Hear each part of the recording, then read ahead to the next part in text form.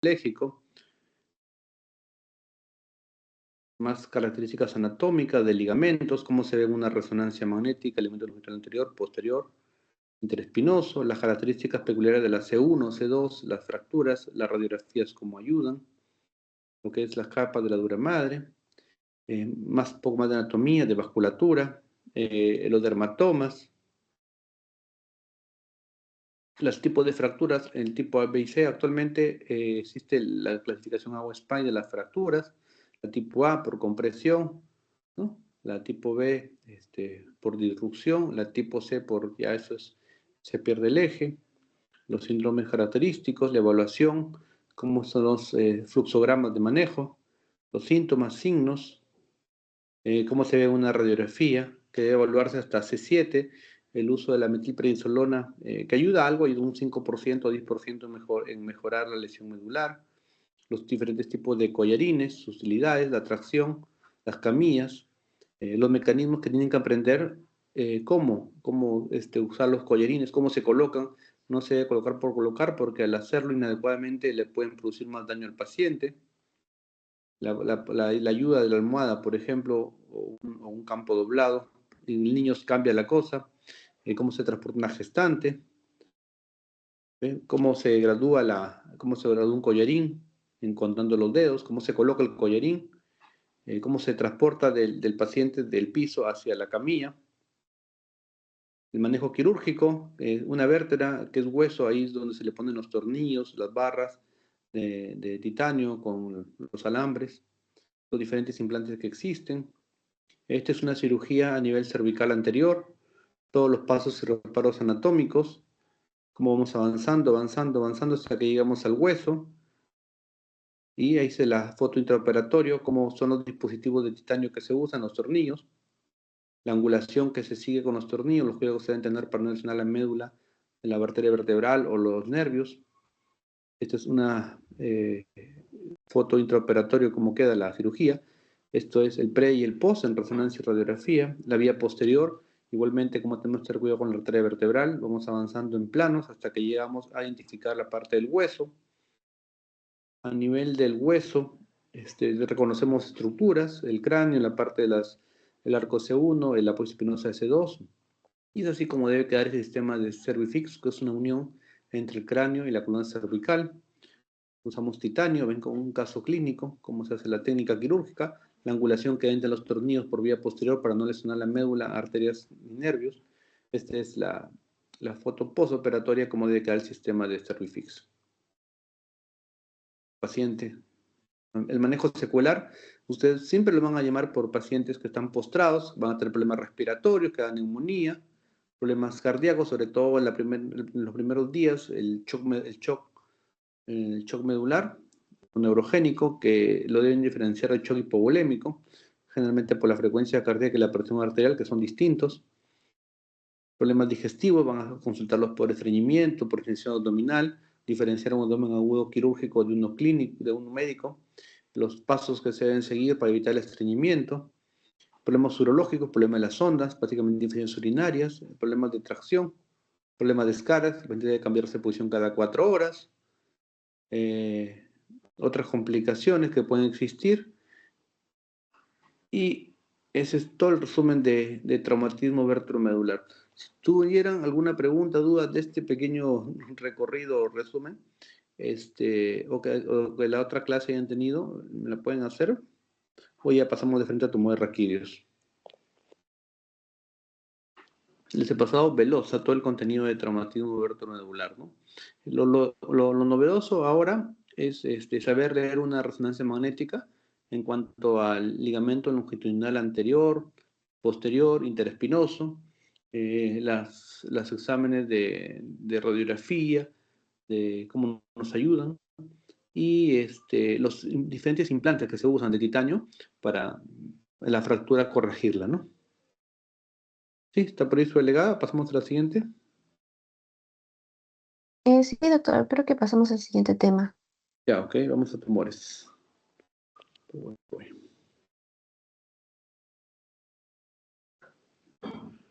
Ya, ahí está presentando.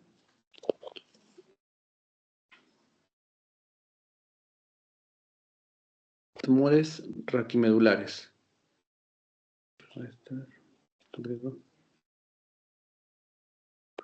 Tengo una más actual. Déjame presentar.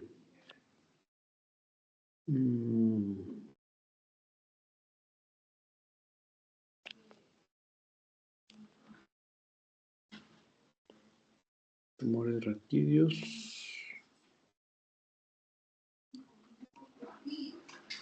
Acá está.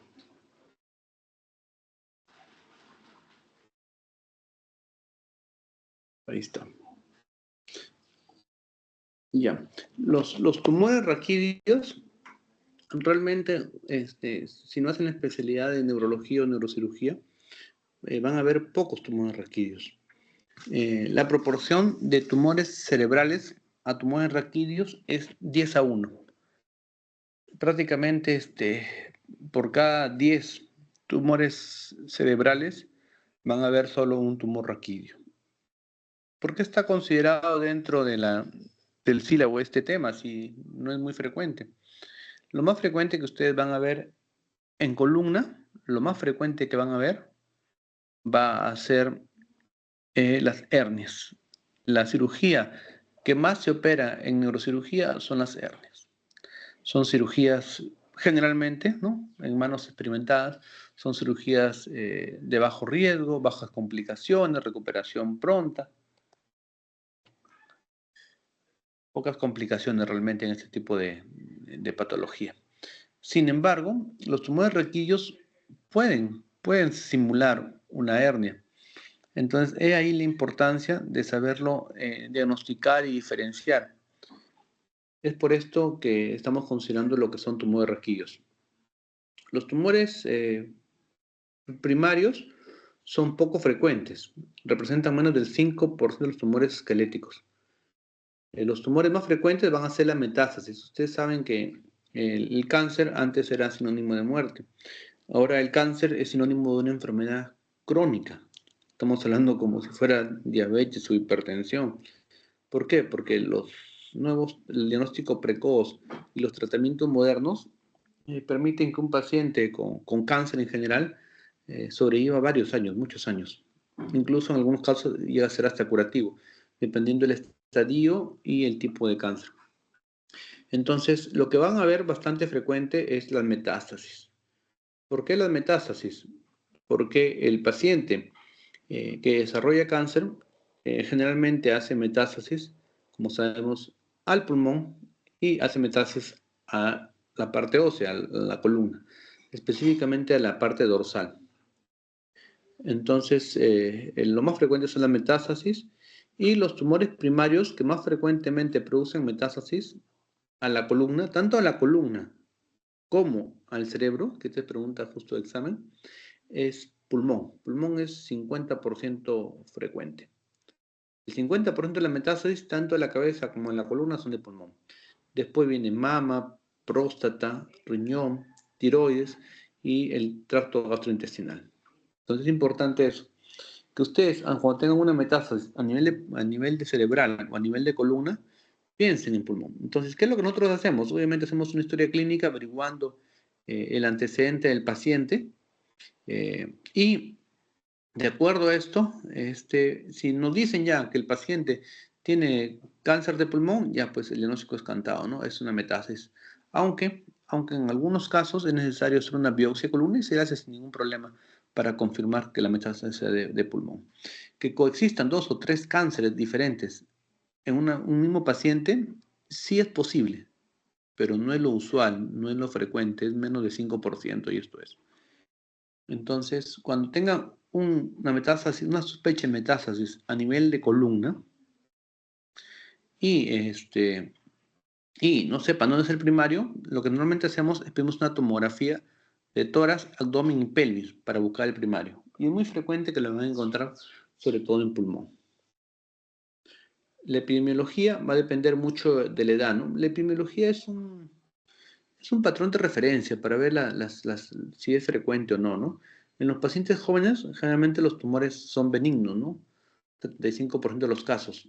En los pacientes mayores, generalmente son tumores más agresivos y son malignos, ¿no? En los tumores, en pacientes jóvenes, cuando es maligno, porque no todo es benigno es 35%, el otro 25% está el sarcoma de Ewing y el osteosarcoma.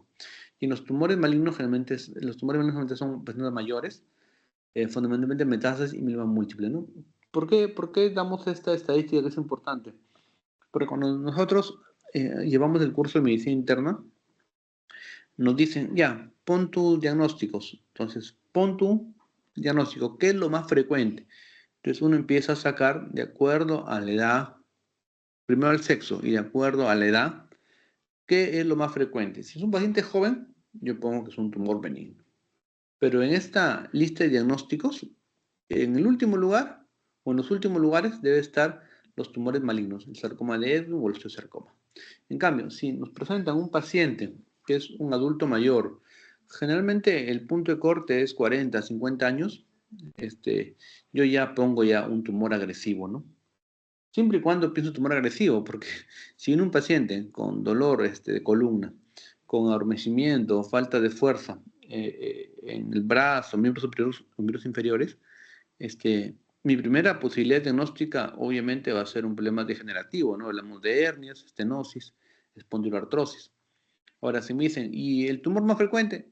Si tenemos una resonancia magnética compatible con un tumor, de aquí le voy a mostrar imágenes de resonancia magnética de tumores. Entonces ahí sí pongo primera posibilidad que sea maligno y después de esto ya pongo que podría ser benigno. Entonces la epidemiología también es importante. Nosotros vamos viendo, por ejemplo, la localización. Cuando es localizado en el arco vertebral posterior suelen ser benignos, mientras que la locación en la parte anterior suelen ser malignos, excepto el hemangioma. Van a escuchar mucho el hemangioma cuando vean resonancias magnéticas de columna. Los hemangiomas son tumores benignos, ¿eh? Y generalmente el diagnóstico es con resonancia magnética. Hay algunas veces que hay controversias y lo que estilamos hacer es hacerle un seguimiento de resonancia, ¿no? Y en el último caso las biopsias, pero no es lo usual. Los hemangiomas generalmente no se operan. Y cuando los operamos, lo que hacemos es colocar cemento, ¿no? Se hace una biopsia y en el momento de la biopsia se inyecta cemento y con esto se soluciona el problema. Acá están los tumores más frecuentes, de acuerdo a la localización. Vemos que la verde la partimos en dos. Eso de acá, hablamos de posibilidades, porcentajes, ¿no? Si se encuentra en esta zona, podría ser tal cosa, y se encuentra en tal otra zona, podría ser otra tal cosa. Generalmente nosotros vamos juntando lo que es como les dije, género, edad, ubicación, tiempo de evolución, síntomas, otras comorbilidades, y con eso vamos proyectando el diagnóstico. ¿Para qué? En algunos casos, por ejemplo, en un hemangioma, que es un tumor benigno de columna, que hacemos resonancia magnética y ahí queda, ¿no? Y hacemos el diagnóstico. Pero hay otras que la resonancia magnética es dudosa y ahí sí sería tributario de una biopsia o de una resección del tumor. Entonces, tumores malignos, metástasis, como les mencioné, lo más frecuente, melomas, linfomas, cordomas, controsarcomas, osteosarcomas, histiocytosis, hemangiomas, tumores celulares gigantes, y en los tumores benignos, osteomostioide, osteoblastoma, condroblastoma, exocitosis, ¿no? Esos tumores realmente son poco frecuentes, ¿no? Lo que ustedes más van a ver son hernias, entonces tienen que prestarle atención a su clase de hernias. Ahora, si la hernia no les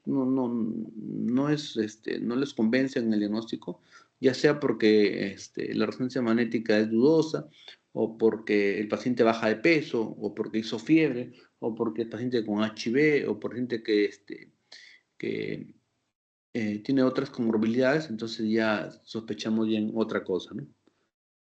Los diagnósticos, como les mencioné, el cuadro clínico es importante, las pruebas complementarias y la evaluación anatomopatológica. En el cuadro clínico, dolor, 85% de los casos. O sea, un dolor de columna, ¿qué te dice? Lo que te dice es que el problema está en columna, pero no te dice la causa.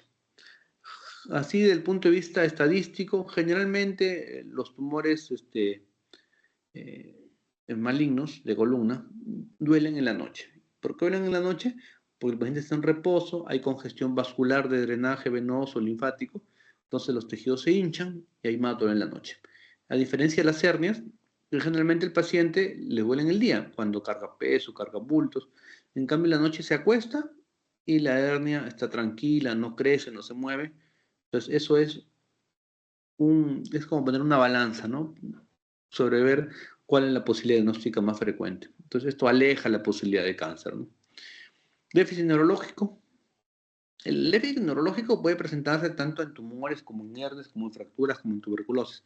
Todo bulto, que sea cáncer, hernia, infección, pus, que comprime un nervio, va a producir un déficit sensitivo inicialmente y después un déficit motor, que es variable, ¿eh? Puede ser días, semanas, meses, años, depende la capacidad o la velocidad de crecimiento. El síndrome constitucional, esto es fiebre, pérdida de peso, sudoración nocturna. Esto de acá, por ejemplo, o es cáncer o es tuberculosis, pero ya nos da la alerta. Un paciente con un problema degenerativo, hablamos de hernia, de estenosis, de espondiloartrosis, no tiene por qué tener fiebre, no tiene por qué tener pérdida de peso, no tiene por qué tener sudoración nocturna, ¿no? Por otro dato importante que hay que tener en cuenta es la fiebre. La fiebre es causa de infección en el 90% de los casos, pero el otro 10% está el cáncer. El cáncer produce fiebre. Las enfermedades autoinmunes producen fiebre. Incluso existe fiebre al antibiótico. Entonces, fiebre, cuando piensan en fiebre, sí es verdad, piensan en infección, pero en el 90% de los casos. El otro 10% es lo que les mencioné. Pruebas complementarias. A veces los médicos nos estamos dedicando a examinar menos y a pedir más exámenes. Hay que hacer primero hacer una buena anamnesis, un buen examen físico, y después de esto ya pedir los exámenes que necesitamos convenientes. A veces al paciente ni lo tocamos y le pedimos de frente una resonancia magnética o un hemograma, ¿no? Primero hay que evaluar. Ahora, otro tema importante es, este, eh, hay también la tendencia, debido a los problemas médico-legales, que a veces el médico primero pide la resonancia y después lo toca, ¿no? Es un poco controversial esto, ¿no? ¿Por qué? Porque a veces el paciente ya viene con un problema degenerativo, viene con una fractura, viene con un cáncer, y al hacer una mínima maniobra, de repente el paciente se agrava el cuadro y entra en juicio. Eso ya es otro tema, que hay que ver lo que es la buena relación médico-paciente, ¿no? Desde que uno abre la puerta del consultorio y recibe al paciente, sabe qué paciente es colaborador y qué paciente no es colaborador. Pero eso ya es otra clase, otro tema. Entonces, los exámenes complementarios que pedimos son hemograma, BCG, PCR. Yo pido muchas veces hemograma para ver si hay o no hay anemia, por ejemplo, ¿no? Cuando hay anemia, tuberculosis, cáncer, ¿no? Entonces ya apunta a otro lado. BCG y PCR yo pido mucho cuando son pacientes que tienen un dolor de espalda, que la resonancia magnética está normal. Entonces esto nos ayuda a descartar si es una enfermedad de tipo tensional o por estrés a una enfermedad orgánica, ¿no? Hay enfermedades autoinmunes que se parecen mucho a las enfermedades por estrés o tensionales. Entonces, esto de acá nos ayuda a diferenciar.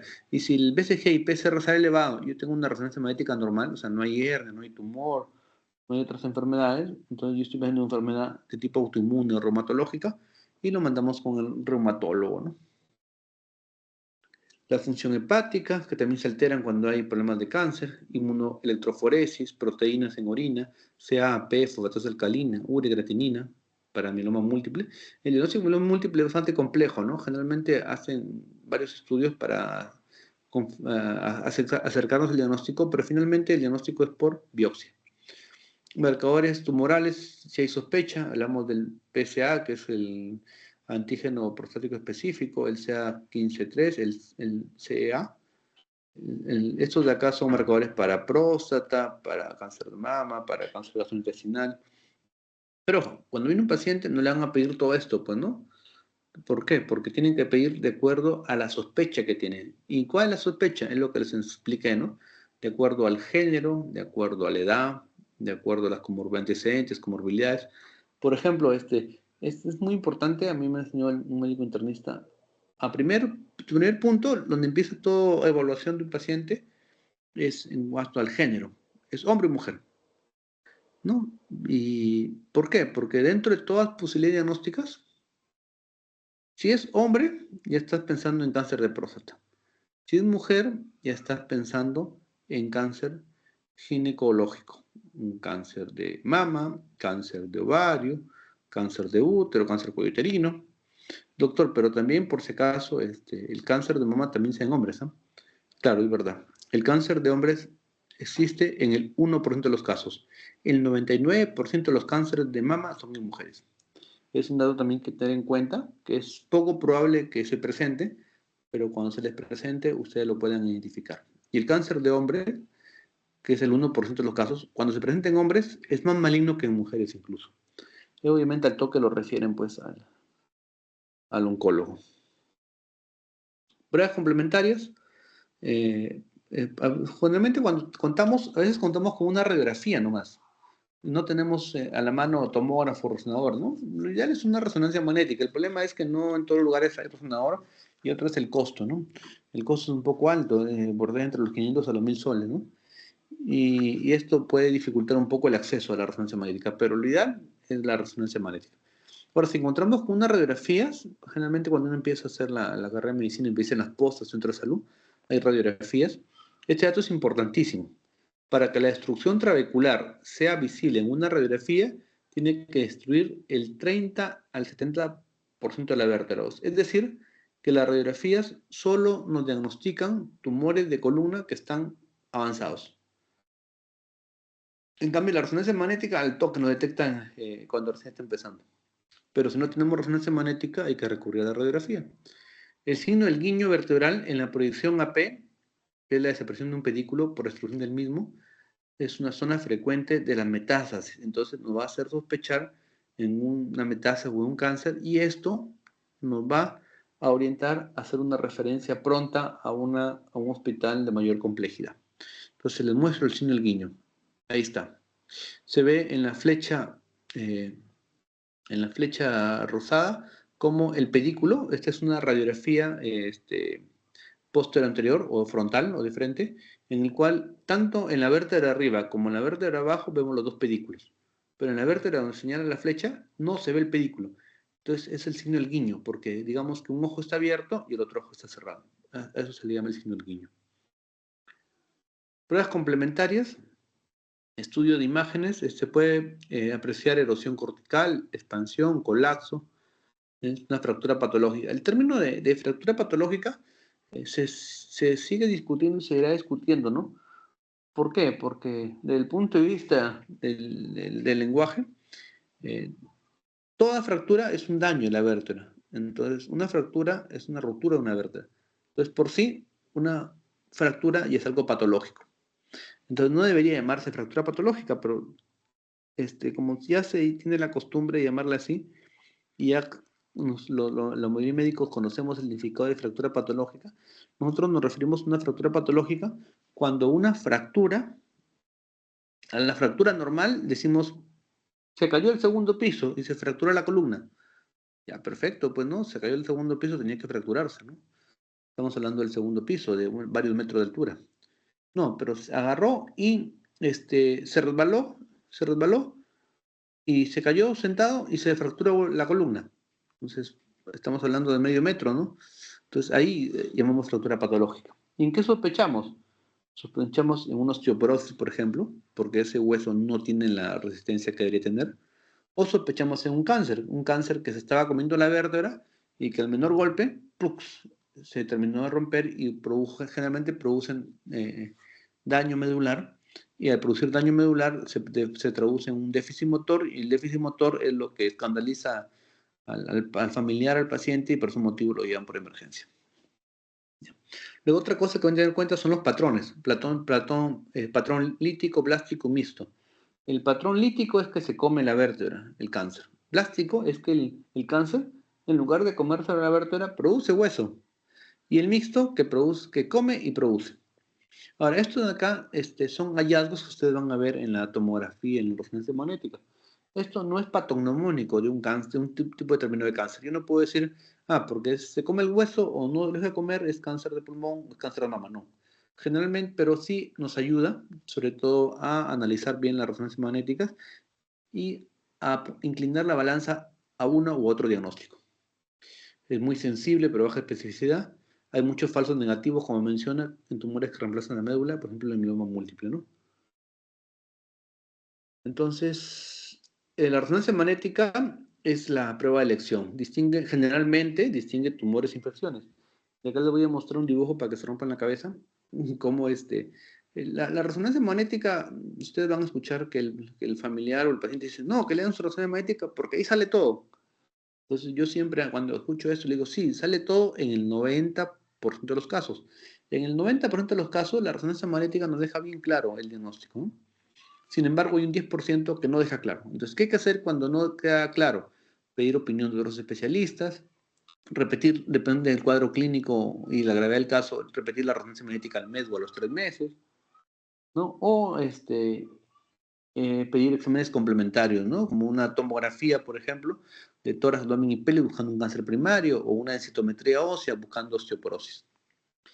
La sensibilidad aumenta con gadolinium. Gadolinium es un colorante, un contraste que se pone en la vena y que generalmente marca actividad, ¿no? Se pinta bastante, no todos los cánceres, por ejemplo, se pintan con gadolinio, o a veces uno tiene la creencia o la idea de que si pinta con gadolinio es un cáncer. No, el 70% de los cánceres malignos, de los tumores malignos, se pintan con gadolinio, pero el 30% no se pinta, ¿no? O sea, también, como les digo, el final, el diagnóstico definitivo lo da la biopsia, ¿no?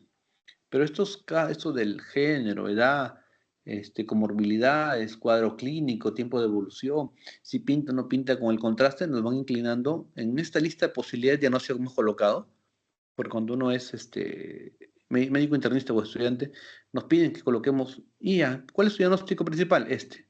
¿Y cuál es el siguiente? ¿Y cuál es el siguiente? Porque es un ejercicio mental y dentro de la lista que presentamos, que puede ser 3, 5, 10, 15 o 20 diagnósticos diferenciales, ahí tiene que estar el diagnóstico que tiene el paciente. Si no está en ese cuadro es porque no hemos hecho un buen ejercicio de análisis del paciente y nos falta leer un poco más.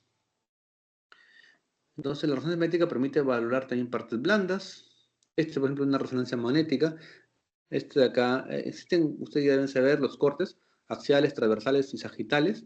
Este es un corte transversal de resonancia magnética, en la cual vemos que lo que está en resonancia magnética la vez pasada les di las clases de qué es radiopaco y radiolúcido para blanco y negro, y lo que es para tomografía hiperdenso, hiperdenso o hipodenso, y para resonancia magnética usamos la palabra intensidad, hiperintenso o hipointenso. Acá estamos hablando de una hiperintensidad, hiperintenso, ¿sí?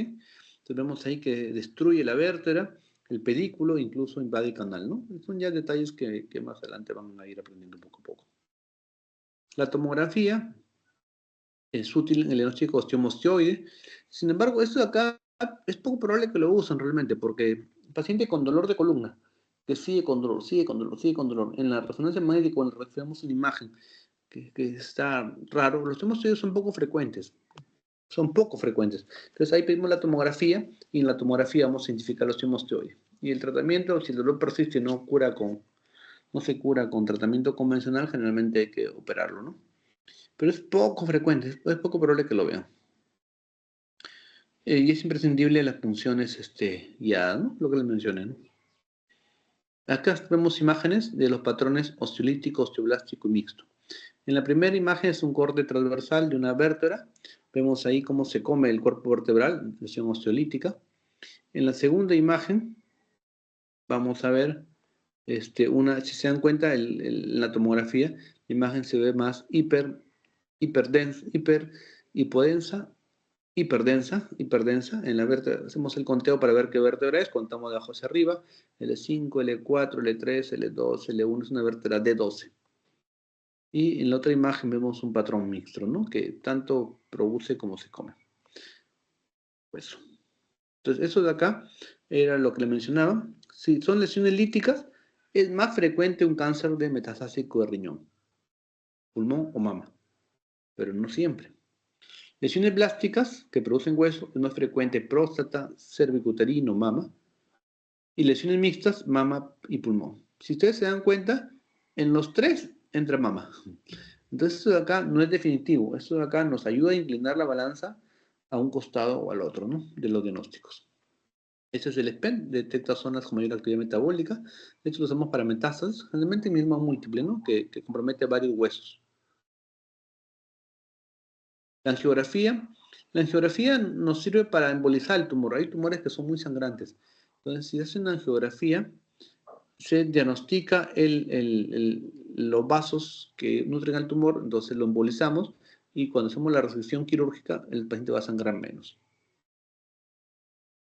Vemos acá ejemplos de angiografías, ¿no? En la primera es a nivel de columna, en columna dorsal, vemos ahí las costillas, vemos ahí como en la segunda imagen, como al colocar el contraste, vemos como pinta, es como una malformación arteriovenosa, pero no, son vasos que el tumor ha creado para poder alimentarse o nutrirse.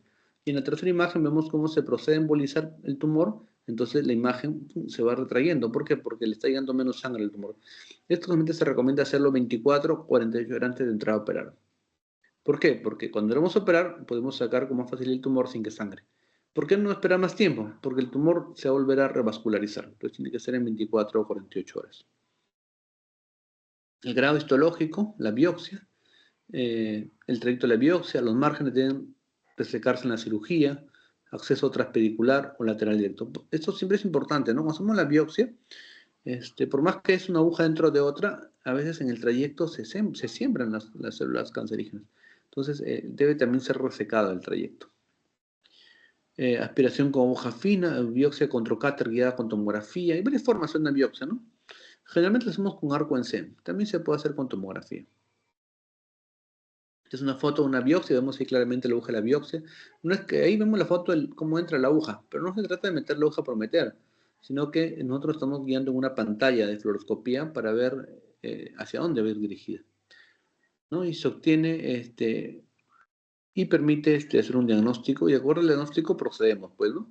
Si vamos a hacer una resección completa, y también hemos tenido sorpresas de que al hacer la biopsia, en lugar de cáncer, sale tuberculosis, ¿no? Siempre cuando estén en una discusión clínica y les digan, ya, diagnóstico, empiezan a hablar diferentes tipos de cánceres, ¿no? Y al final te quedas sin un diagnóstico de cáncer, porque ya dijiste todos, dijiste metástasis de pulmón, metástasis de mama, osteosarcoma. Entonces, por ahí siempre digan tuberculosis, porque la tuberculosis somos, recuerden, un país endémico, y la tuberculosis es la enfermedad muy cara, ¿no? Puede presentarse de diferentes formas. Siempre sospechar en tuberculosis.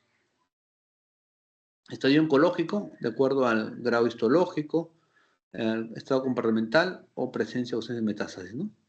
Entonces, acá vemos lo clásico. Igual también ustedes deben haberlo llevado en en el estadio de cáncer de cuello uterino, los estadios, ¿no? G0, G1, G2, alto grado, bajo grado, de acuerdo a cómo va creciendo, intracapsular, intracompartimental o extracompartimental, y de acuerdo a la metástasis, ¿no? Esto es importante porque nos va a ayudar a planificar la cirugía. Si vamos a sacar todo, vamos a sacar una parte, y de acuerdo a eso, ¿qué tratamiento complementario va a recibir? El objetivo del tratamiento quirúrgico es control del local del tumor, preservación de la diseminación, reducir el dolor, restaurar funciones, mantener la integridad de la columna. La extirpación quirúrgica del tumor debe seguir una técnica oncológica apropiada, ¿no? Sí, pues a veces, por ejemplo, en el caso de los meningiomas, en la primera cirugía es la más importante porque lo ideal es sacar todo el tumor. Sacamos todo el tumor, el paciente está curado. Si no sacamos el tumor, la posibilidad de recidir es alta y probablemente requiere una segunda o tercera cirugía. Sin embargo, algunas veces no se puede resacar todo el meningioma por su ubicación. A veces está ubicado en zonas poco asequibles. El tratamiento quirúrgico debe ser multidisciplinario. Antes la tendencia era que un médico manejaba todo. Ahora los comités multidisciplinarios son muy importantes, ¿no? En el cual permite discutir con el oncólogo, con el radiólogo, con el patólogo, entonces para decidir mejor tratamiento para el paciente. El tratamiento paliativo también existe, es para, a veces se puede curar, a veces no. Y cuando no se puede curar, lo que queremos hacer es mejorar la calidad del paciente. Podemos usar cifoplastía, descompresión, estabilización percutánea y todas las variantes. Por ejemplo, acá este es un manejo paliativo. Mira, es una cirugía bastante compleja, ¿no? Colocamos tornillos con las barras, hacemos una vertebroplastía del tumor ¿Y qué le ofrecemos a este paciente? Bajamos el dolor, hacemos que el paciente camine. Entonces, esto es bastante bueno para el paciente, ¿no? Siempre hay que poner la balanza riesgo-beneficio. Por eso que lo importante es conversar con el oncólogo. Si el oncólogo nos dice, ¿saben qué? Este paciente no va a vivir más de un mes. Entonces, ¿para qué lo vamos a operar con este tipo de tecnología, no? El paciente puede vivir más de 2 años. Ahí sí lo operamos. Entonces, hay varios cuadros o esquemas que van cambiando con el tiempo, de acuerdo básicamente a los recursos, de acuerdo y al pronóstico de vida, que se puede optar por una u otra opción. ¿Es un tratamiento paliativo o no? ¿Agresivo o no agresivo? La radioterapia también ha cambiado mucho. Antes las máquinas te llenaban todo el cuerpo de radiación, ahora no, ahora es más localizado. Hablamos de los fotones. ¿Por qué? Porque la médula aguanta hasta cierta cantidad de radiación, 50 grays. Después de los 50 grays, podemos lesionar la médula. Por ejemplo, en los sarcomas, que están al costado de la médula, necesitamos 60 a 70 grays. Ya, mete la radiación, le metemos radiación, matamos el sarcoma y matamos la médula. El paciente queda parapléjico o cuadripléjico. Entonces, en este caso, pues, no. Sin embargo, la no convencional permite dosis altas para sarcomas o tumores radioresistentes. Entonces, usan partículas de densidad como el carbono, el neón o el helio. El detalle es que el costo entre una máquina convencional y una máquina no convencional es bastante importante. Y no todos los hospitales cuentan con ese tipo de equipos, ¿no? Es por eso que tenemos que también guiarnos de acuerdo a nuestra realidad. Otros tratamientos, quimioterapia, inmunoterapia. La inmunoterapia es lo que está de moda actualmente, ¿no? ¿Por qué? Porque tiene altas tasas de curación y pronóstico de vida bastante largo. El detalle es el costo. El costo es bastante alto comparado con la quimioterapia. Entonces tenemos que ver, de acuerdo a nuestra realidad y de acuerdo a las características de cada paciente, qué tratamiento va a recibir. Generalmente esto lo vamos a hacer en un comité multidisciplinario. Neurocirujano, radiólogo, oncólogo, anatomopatólogo. Entonces es ahí cuando se deben discutir. Ahora, lo ideal sería discutir cada caso, particularmente en grupo, ¿no? Pero generalmente hay casos muy sencillos que uno lo puede decidir con mucha facilidad qué tratamiento darle o no. Y generalmente el 5% de los pacientes pasan a manejos multidisciplinarios, que son los casos complejos, casos poco frecuentes, casos que tienen recidivas y casos que realmente requieren un manejo multidisciplinario como su palabra lo dice, ¿no? Entonces, ese tratamiento de quimioterapia neoadyuvante, que es previo a la cirugía, que se da para reducir el tumor antes, antes de operarlo, ¿no? Y otros que hacemos adyuvante, que es posterior a la cirugía para controlar el tumor cuando no se pudo sacar todo, para evitar que la quedo siga produciendo metástasis. Otros tratamientos hormonales, inmunoterapia, ¿no? Anticuerpos monoclonales.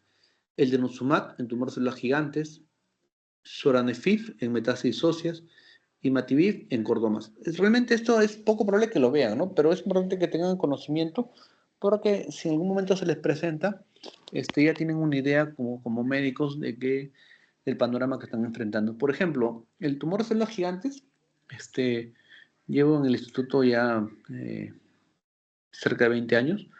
Hemos tenido tumores de células gigantes, 2 o 3 casos. El último lo hemos operado hace más de un año y está con tratamiento de denosumab. Y la paciente está caminando.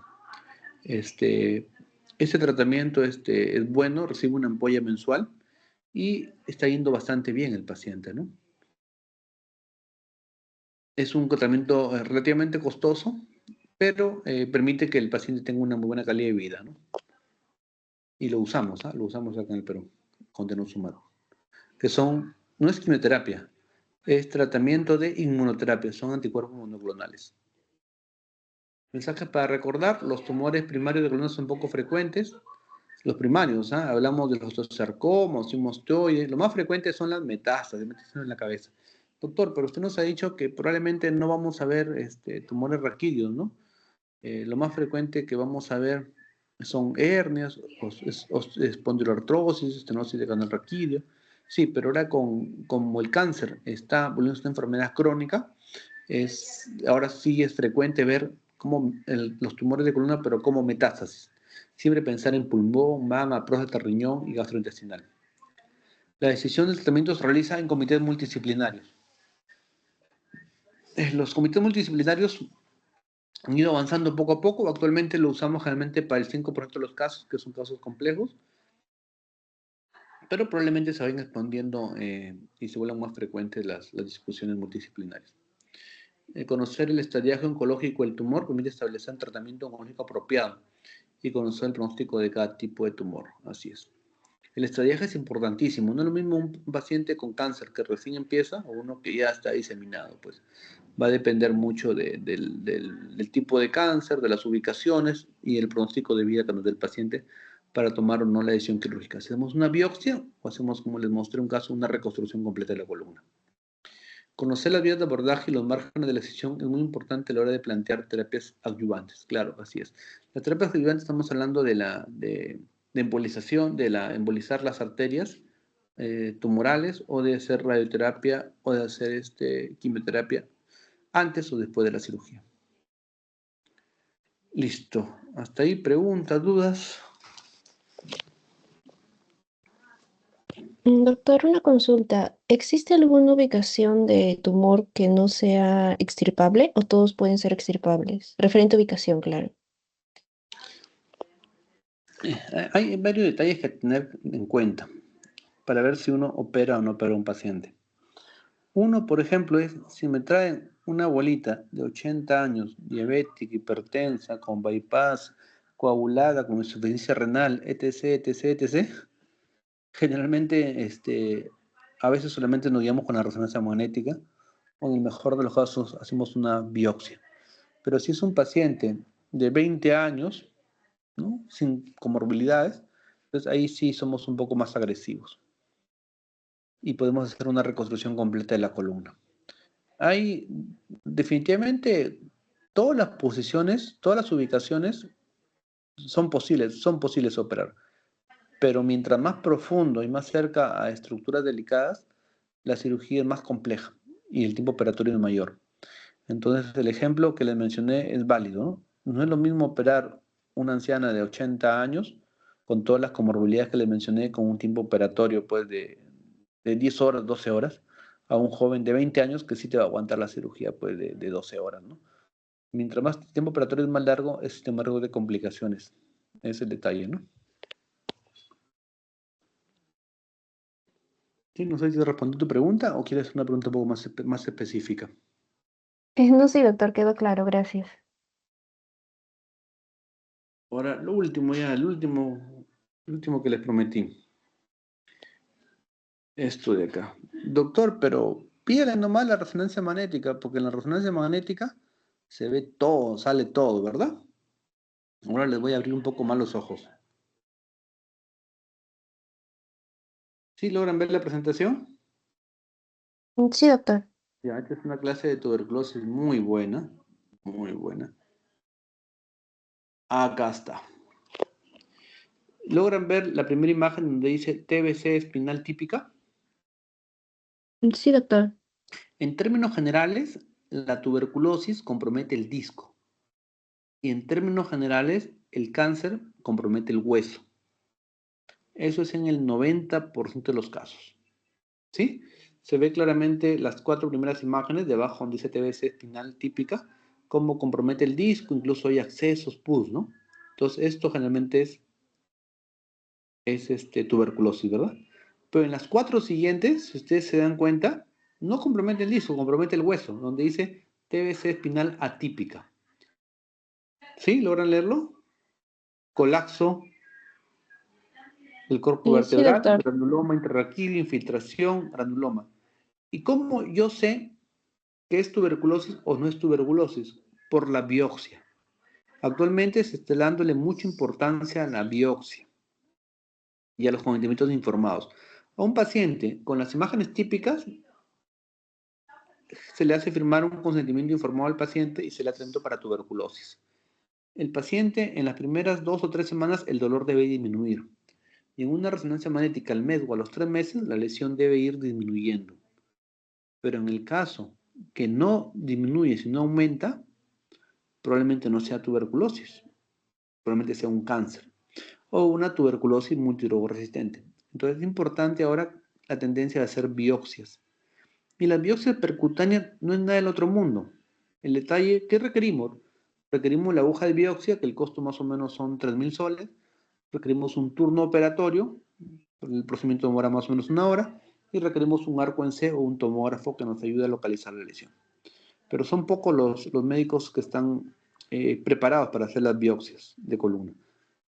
¿Cualquier neurocirujano puede hacer una biopsia de columna? La respuesta es relativa, ¿no? Depende.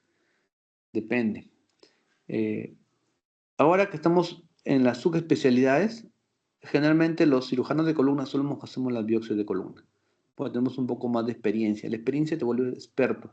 Repetir una y otra vez el procedimiento te hace encontrar detalles que otro neurocirujano que hace una biopsia al año no los va a ver, no los va a detectar. Entonces, sí, se dieron cuenta ahí cómo la resonancia magnética te ayuda en el 90%, pero no lo es todo por si acaso. ¿Ya? ¿Y de qué depende? Depende del cuadro clínico. Si el paciente en lugar de mejorar empeora, sospechen que es otra cosa. Y en la última imagen se ven los accesos, ¿no? Accesos de prevertebrales, que son característicos en el 90% de las tuberculosis, no siempre. ¿Sí? ¿Alguna pregunta, duda? Doctor, tengo una pregunta. ¿Se me escucha? Sí, sí, escuchamos. Sí, doctor. En el caso, por ejemplo, de un paciente de 30 años, viene con la clínica que he mencionado en relación a los tumores, se le hace lo que es la resonancia magnética con contraste y se hace lo que es la aguja fina, ¿no? ¿Ya? Y menciona que es en la zona del compartimiento posterior, que es más benigno. Entonces, si es joven, ¿en qué casos, por ejemplo, bueno, me sale un tumor benigno? ¿En qué casos yo indicaría lo que es la parte quirúrgica? O si es benigno, seguiría lo que es un tratamiento nada más médico. Ujú. Ya entendí la pregunta. Este, sí, ¿cuándo es quirúrgico?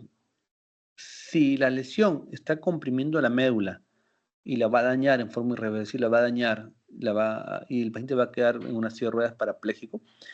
Si el paciente la semana pasada caminaba, hace 3 días está en silla de ruedas, y ahora con las justas puede mover el pie. Hay una escala para ver la fuerza muscular, que va del 1 al 5 dependiendo de la gravedad o no, si vence o no vence la gravedad. Si vemos que clínicamente está empeorando, pongo en la balanza y riesgo-beneficio. La cirugía, el objetivo de la cirugía es descomprimir y evitar el daño neurológico, porque en algunos casos puede ser irreversible. Con un poquito más de experiencia hemos tenido casos a veces de tuberculosis que están parapléjicos, los operamos después de un mes de paraplegia y recuperan, porque hay un punto, un corte en el cual la paraplegia se vuelve irreversible en los tumores y en las tuberculosis. A diferencia del traumatismo vertebromedular, que generalmente el parapléjico generalmente queda parapléjico. ¿Por qué? Porque el umbral agudo del accidente es tan agudo que no le da tiempo al cuerpo de adaptarse. En cambio, cuando es una tuberculosis que se va produciendo pus, o es un tumor que va creciendo poquito, el cuerpo genera mecanismos, la médula genera mecanismos de adaptación y generalmente paralizan sus funciones, pero la médula no se muere. No sabemos con exactitud, no se ve en la resonancia magnética, ni hay otro examen que permita ver eso, en qué momento se vuelve irreversible. Pero mientras más rápido lo operemos, la recuperación y el riesgo de quedar parapléjico mejora en forma importante, ¿no? No sé si respondí ahí tu pregunta. Doctor, depende de la clínica. Sí, Depende de por la clínica. ejemplo, ya. Ya, Si el doctor, paciente gracias. clínicamente está igual y la fuerza muscular no empeora, podemos darnos el lujo de darle tratamiento con pastillas, con ampollas, con rehabilitación. Pero si vemos que la fuerza muscular va empeorando, hay que entrar a descomprimir antes que se anime la médula. Ahora, otra cosa es, el objetivo de la cirugía es descomprimir. Otro es estabilizar. Si vemos que la columna está inestable y que al mandar un movimiento, por ejemplo, para ir al baño, se puede terminar de romper la columna y dañar la médula, mejor entramos a meterle tornillos, ¿no? Y lo otro es el diagnóstico. Cuando entramos a hacer, podemos hacer un diagnóstico con una biopsia o podemos entrar a hacer una biopsia a cielo abierto. Generalmente cuando hacemos en 2 intentos de biopsia percutánea, así como vieron la foto, con una aguja Entonces, y falla 2 veces, ahí, y queremos un diagnóstico definitivo, entramos a hacer una biopsia a cielo abierto, que es con corte, ¿no? Y cuando estamos a cielo abierto, ya que estamos ahí, aprovechamos, pues, aparte de tomar la muestra, generalmente colocamos tornillos y fijamos, ¿no? Porque ya estamos ahí. Ahora, ¿por qué es importante la biopsia? La tendencia actual es hacer cada vez más biopsias, porque ahí la foto muestra, ¿no? La biopsia nos dice si es tuberculosis o es cáncer. Y si es tuberculosis, nos va a aislar la bacteria. Nos aísla la bacteria, hacemos el cultivo y nos va a decir, por exámenes de inmunohistoquímica y de cultivos, si es una tuberculosis clásica o es una tuberculosis multirobo resistente. Y nos va a permitir empezar, si empezamos con el esquema 1, esquema 2 o el esquema multidrogo resistente. Ahora, si es cáncer, nos va a decir qué tipo de cáncer es, si es un cáncer primario o un cáncer metastásico. Incluso dentro del cáncer metastásico nos va a decir qué subtipo de cáncer es, porque hay diferentes tipos, depende del tipo de cáncer, se puede hacer un esquema de quimioterapia o un esquema de inmunoterapia diferente, más dirigido y nos va a permitir una cura o un tratamiento más adecuado para el paciente. Entonces, la tendencia actual es hacer biopsias. ¿Por qué no se hacen las biopsias como deberían hacerse? O sea, todos los pacientes por el riesgo que implica toda la biopsia, por los costos y porque se requiere un equipo y personal especializado, ¿no? Necesitamos aguja, el neurocirujano especializado en biopsias y el arco en C o el tomógrafo. ¿Sí? ¿Otra pregunta, duda? Doctor, última pregunta, doctor. ¿En qué porcentaje de obstrucción a nivel del canal medular podríamos optar en cirugía o debemos esperar a que la clínica se exacerbe? Mm, ya. Sí, esta es una pregunta que siempre a veces uno cree que tiene la fórmula mágica y te dice ya, el 50% del canal, ahí es el punto de corte. No, aquí cada caso se individualiza. Se individualiza de acuerdo al cuadro clínico. Si hemos tenido, por ejemplo, casos de pacientes con tuberculosis que llegan después de 2 meses con una paraplegia, ¿no? La fuerza muscular, un 3/5. Digamos que levanta la pierna, pero si le hacemos una resistencia, tocamos su pierna, pum, se le cae. Entonces es 3/5. Entonces, llega el paciente, vamos evaluando, hay un antecedente de tuberculosis, un hermano con tuberculosis, entonces ya va sumando. Empezamos, cuando el paciente con tuberculosis, nosotros hacemos un BK en esputo, jugo gástrico y orina por 3 días consecutivos. Si tenemos un BK positivo, por ejemplo, en orina, o en esputo, en jugo gástrico, ya es tuberculosis. Le empezamos el tratamiento, ¿no? El tratamiento, a la semana el dolor ya empezó a bajar. A las 2 semanas el dolor ha bajado un 50%. Entonces, le hacemos una resonancia magnética, la lesión está disminuyendo, entonces todos tranquilos.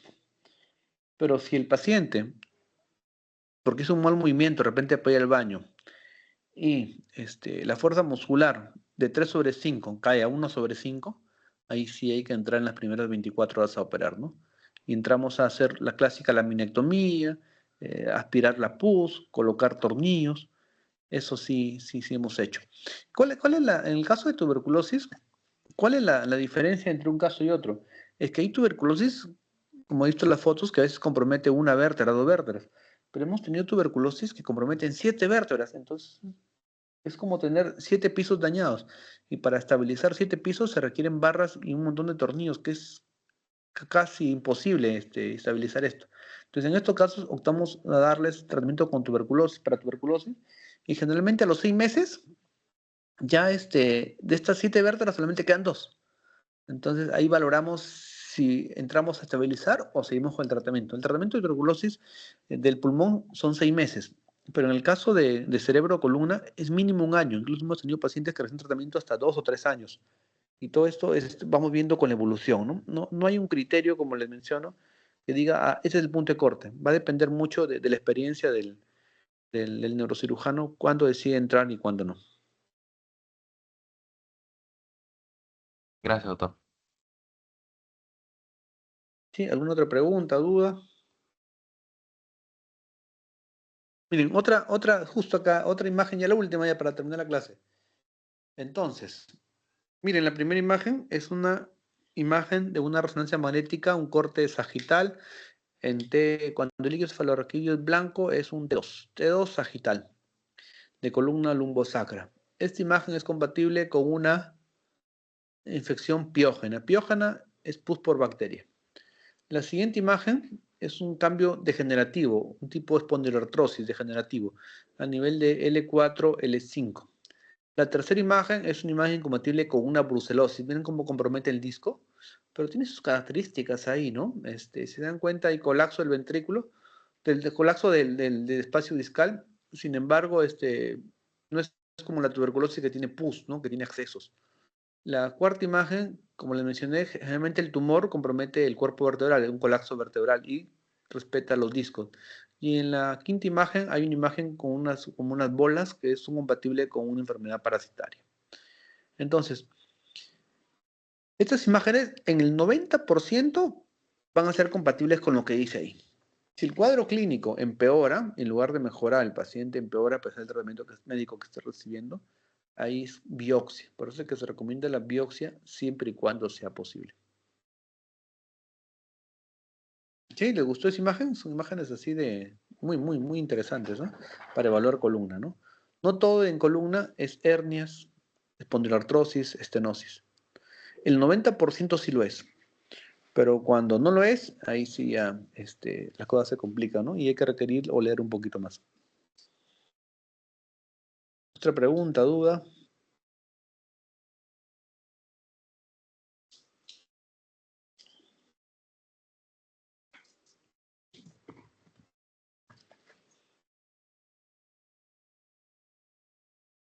¿La siguiente clase cuándo sería?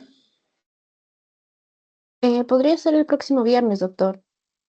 Viernes, próximo viernes. Ujú. Ya, listo, ok. Entonces creo que les voy a quitar malformación arteriovenosa y Ujú. cambio con el doctor Vázquez, porque le gusta dictar lo que es epilepsia. Le paso la de Ujú. epilepsia y yo ya dicté pues, la de traumatismo retromedular. Ok, doctor. Ya, listo, nos vemos. Hasta luego. Hasta luego, doctor. Gracias, Gracias. doctor.